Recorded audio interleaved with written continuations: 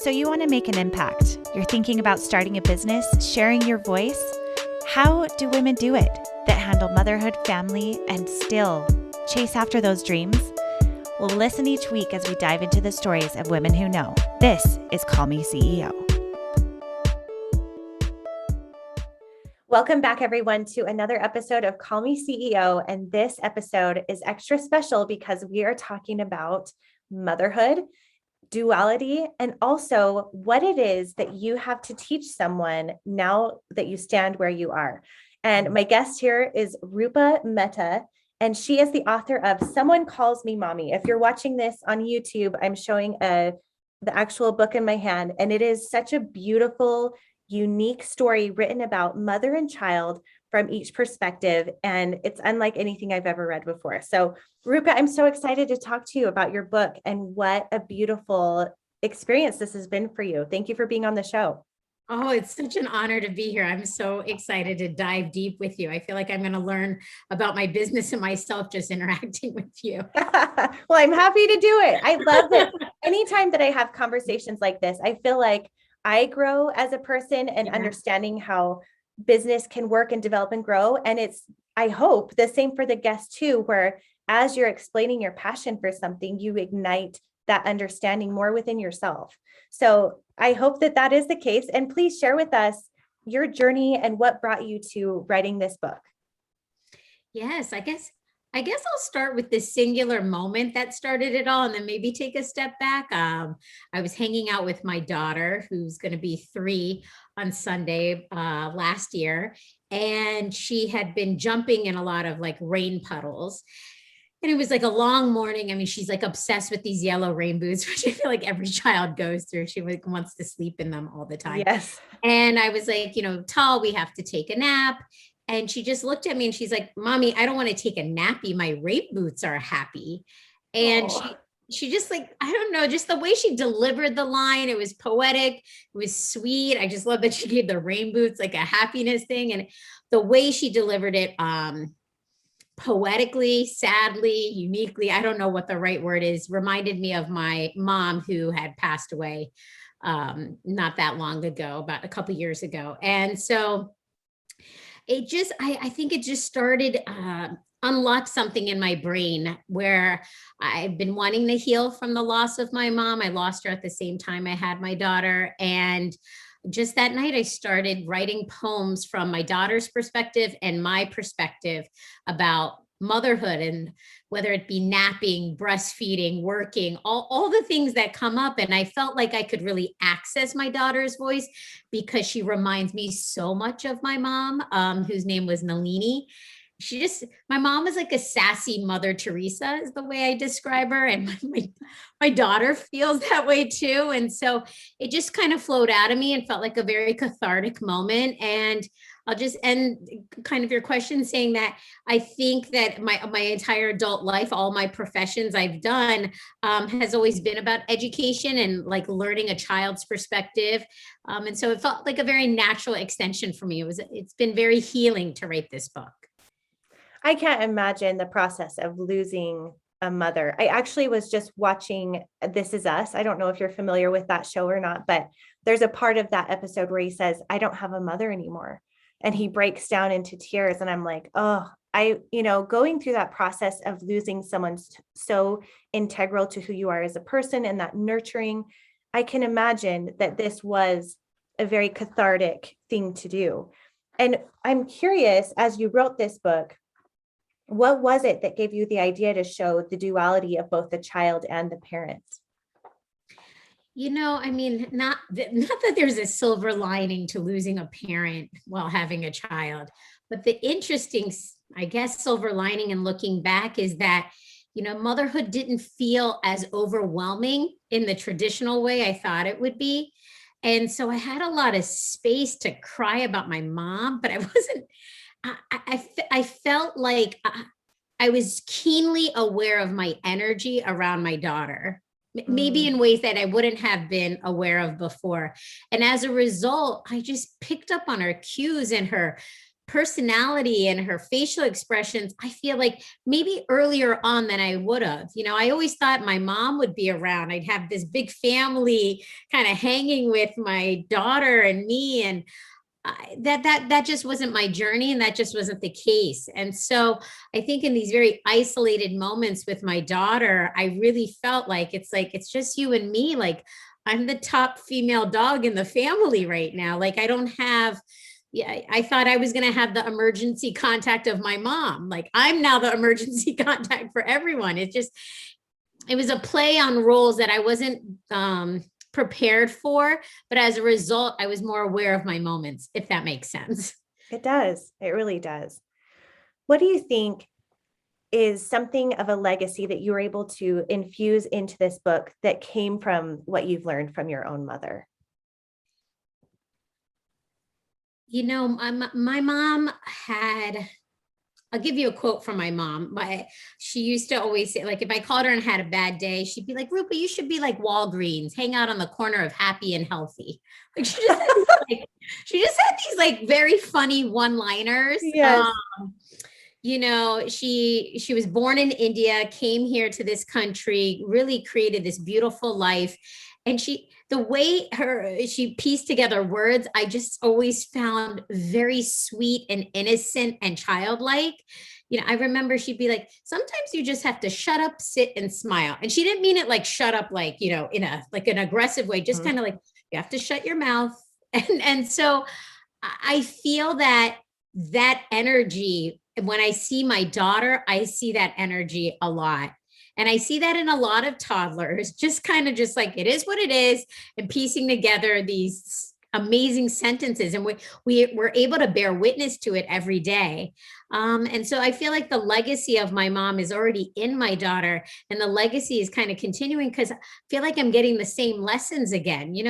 I could get obsessed about nap time, and then I think of something from my daughter's perspective, and she's probably like, it's not a big deal. Like, are you always sleepy at the same time? No, So it's been a way to channel the wisdom of a grandma that I was hoping was going to be there, and then the childlike wisdom that we all get exposed to. I love that so much. Now, before the call started, you mentioned that this quote, "Who you are now and what can you teach us," is a perspective that you've tried to infuse into your life and in your business. Can you expound upon that a little bit? I think it's so beautiful. Yeah, I run a nonprofit called Nalini Kids, and I ran a fitness wellness studio in New York City for the last 20 years called Nalini Method. And in both those business environments, I always wanted to, I was always in a teaching role, but I always felt like I was gaining so much more from my students. And so when you kind of level out that playing field and enter a classroom and say that, yes, I have information to share, and so do you. And who are you now? And what can you teach me? Rather than going in and asking a child, what do you want to be when you grow up? Or kind of going into an environment with another fellow fitness professional and just being like, this is all my stuff, the exchange, that's where the real value comes from. I mean, I love that when I communicate with my husband or my friends, I like the exchange of ideas. And so why wouldn't a child like that? And, everyone has such different experiences.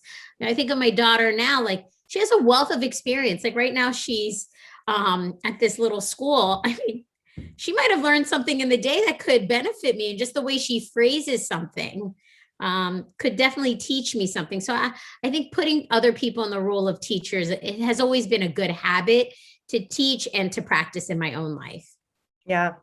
And I think that there's so much to be said for that, because as parents, especially as kids get older and they're all so different. I'm the mother of 4, and the oldest is almost 14, and 11 is my next. And then I have an 8 and a 5-year-old, and they all have very specific ideas of the ways that they see the world. And some of them are very different than the way I see the world. And just when you think you have it figured out, the next one comes along and they're like, no, I see it this way. And this is what seems fair to me, or this is how I paint the world.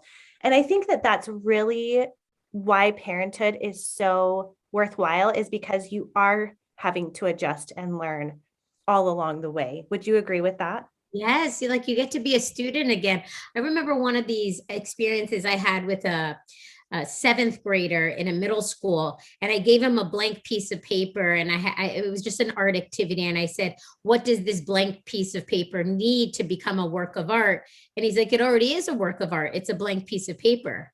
And Mm, he just like gave me all the reasons. And I was like, I had never, I know I think of it as a blank canvas and stuff, but he really thought that that was the piece of art. And I don't know, just in moments like that, you really have to make yourself available to take that in.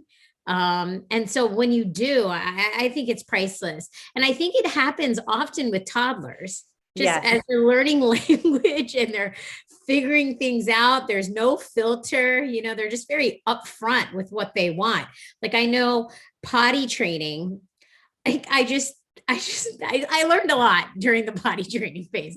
I'll put it that way. I don't want to take you in a different direction on the podcast, but to put it this way, I learned a lot from her and her, verbalizing it, giving her privacy, all those things, and it made me realize, like, you have to respect the independence even at a very early age. Yes. Oh my goodness. Potty training. If there is a crown that could be earned, it would be from potty training children. Like that, period.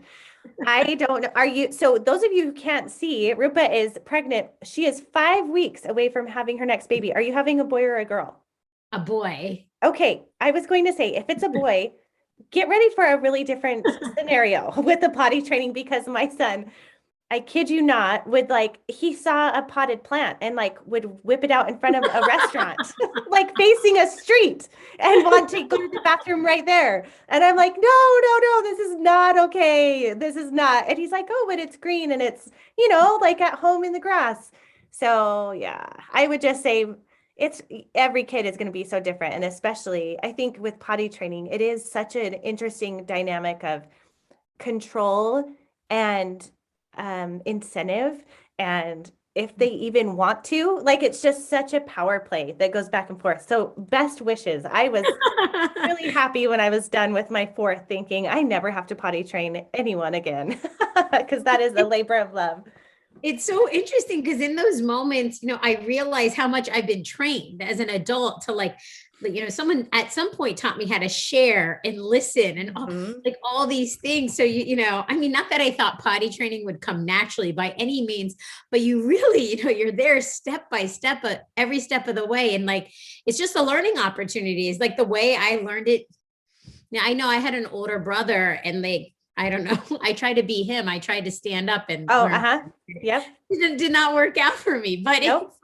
it's just that all these little moments are true learning opportunities, and if you can voice them, it reminds me of that movie I loved so much. Look Who's Talking. You ever see that movie with Yes, like, uh-huh. It's been a and minute, but yes. I mean, it's from a long time ago. And I just remember cracking up at like whenever there's a voice put on a baby or someone, or you can like see what their personality's like. I think it's so eye-opening. Yes, it really is. Okay, we're going to take a little step into this book. I'm going to show you the child's perspective, and then I'm going to read to you the mother's perspective. And this is called Another Mommy. So, well, I'm going to start with the tale of the other mother. So this is the mom's perspective first. The other mother doesn't get upset. The other mother doesn't skip a beat. The other mother has a perfect marriage. The other mother has time to eat. The other mother reaches her goals. The other mother cooks from scratch. The other mother isn't idle. The other mother dresses with tact. The other mother has great legs. The other mother knows everything. The other mother doesn't worry. The other mother isn't me. Okay, so we're going to tap into that because there is so much in that about not feeling like you're enough, comparing yourself to everyone else, that culture of looking at everyone and thinking that you never are measuring up, right, to that ideal. And that's such a good conversation for us to have. I'm going to pause on that for just a moment and read this perspective from the child. Another mommy. Another mommy. How dare you even ask? Another mommy wasn't hired for this task. Another mommy could be a hack. Another mommy may not have my back. Another mommy wasn't in our womb. Another mommy, no thank you. And I think that that is I love the juxtaposition of this, where it's so often as moms, we question ourselves and we're always self-critical of what we lack. And for our child, they're looking at us and thinking, I don't care about all that stuff. I just want you. And I think that this paints that so beautifully. Tell me about your process of putting these together. Yeah, I think that might be one of my favorite poems in the book. You know, my start in my career was in wellness and fitness, and I maybe had this idea that I'm going to have this baby and I'm going to snap back into shape super quickly. Like, I have the tools, I have the means. I work out pregnant women all the time. And because of everything that happened with my mom, I was in the hospital often. I had I put on a lot of weight. It was very, very hard. Felt like I was stuck in mud. And so on a physical level, I felt like I compared myself to my ideal, and that was like kind of slashed. And then on top of that, I felt like every single one of my friends just had a grandma that they just like could run to. And I wasn't even envious. I was just like, I don't know. I felt like the rug had been pulled out from underneath me. I just didn't understand. So I just was comparing my experiences, because, in the beginning, someone saying, oh, this will pass, or that's nice. Like, that's helpful. And your mom being like, you're doing a good job. So I was like kind of looking for the good job. But then I would stare at my daughter and I'm like, you know what? She's fed. She's like going to the bathroom. She's smiling. She's happy.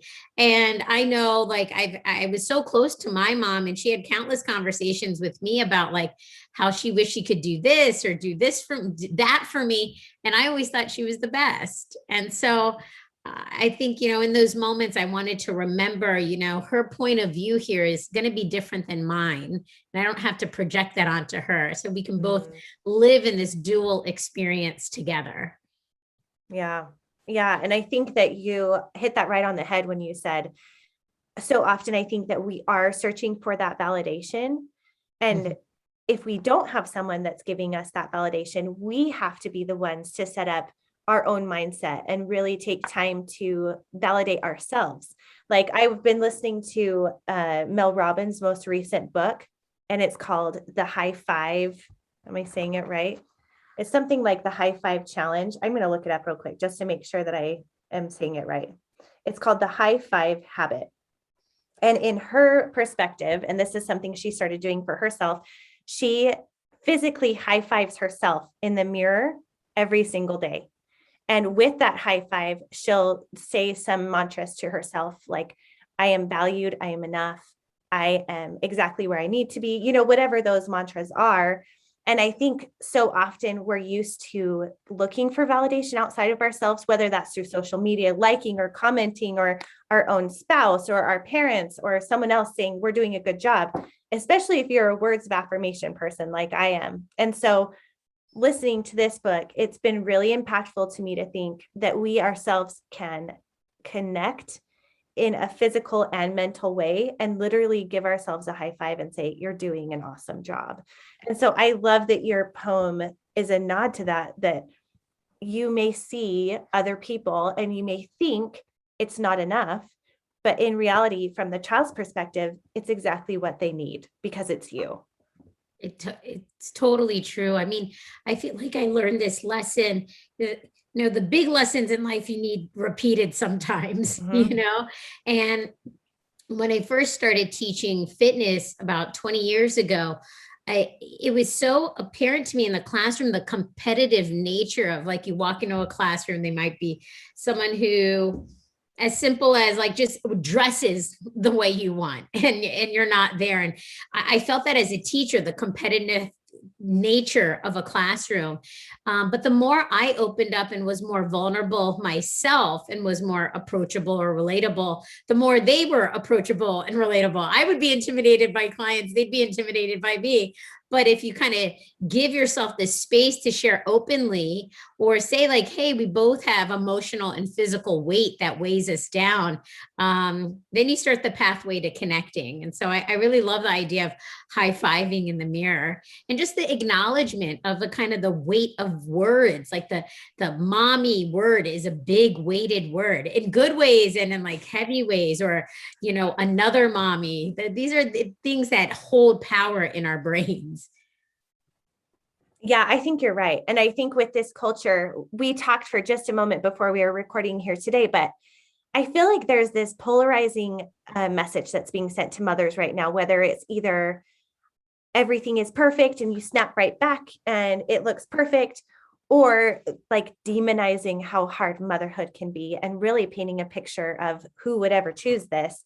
And so I think that middle ground of authenticity and really tapping into the beautiful side as well as the authentic side of what motherhood is as the whole package is really what we want to share and what our future generations need to hear, because I think that the polarizing opposites are damaging to everyone. That it's either way worse, people painting it way worse than it actually is, or making it look like everything's always perfect, like a highlight reel, right?